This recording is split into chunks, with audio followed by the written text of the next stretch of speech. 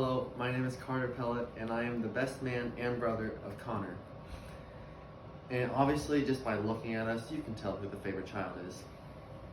But man, I really can't believe this day has already come. Like, I remember us playing outside, and now you're getting married. Speaking of playing outside, I remember a great story of when we were playing outside as really little kids. I was about 7, he was about 11, outside on a cold December day, and he convinced me to go outside and play airsoft. And he gave me this giant shotgun, a one-pump shotgun, so it's only one shot, and he goes, "Oh, this is the best gun, oh, you'll be able to get me." And of course, little 7-year-old me is not strong enough to pump this one shotgun, as my fingers are really cold and I don't have any strength. So I would try to shoot him and I miss. And I have to pause the game, run over, going, "Can you cock this, please?" And he would pump the shotgun, and I went and run and hid behind a tree, and he never said go again.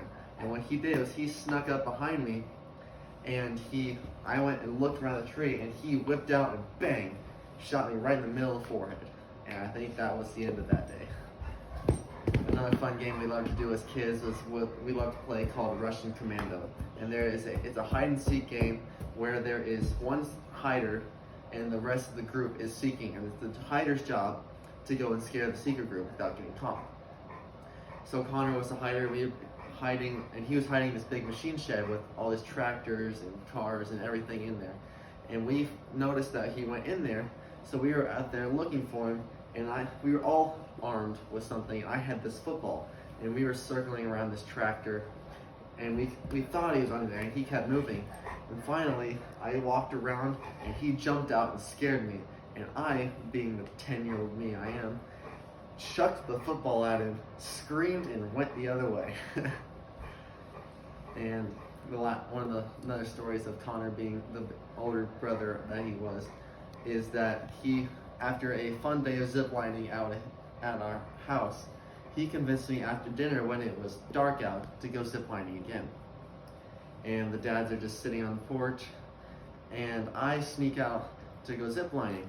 And I go down the zip line, and I kid you not, I gave that tree a big kiss, because I went face first into it.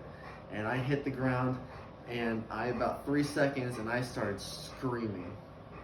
Yeah, but one of my better stories is that a few years ago, Connor, with his old fixed up car, he invited me to go driving around for an afternoon.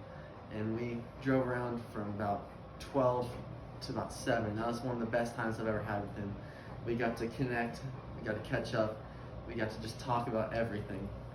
And he also let me drive the car at the end, which was pretty exciting. But him being my big brother, he's always been there for me. He's always loved me. He's always been there when I needed him. He's always protected me. And there's something I can cherish most about it. But as I came to be his best man, I found this quote for him.